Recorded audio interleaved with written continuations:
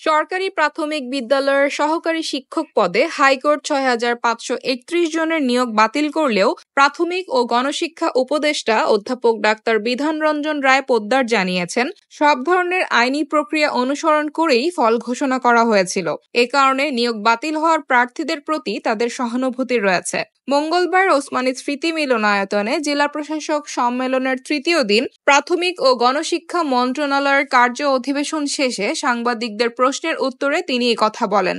গণশিক্ষা উপদেষ্টা বলেন, আদালত থেকে একটি রায় হয়েছে, যেটিতে তারা ক্ষুব্ধ।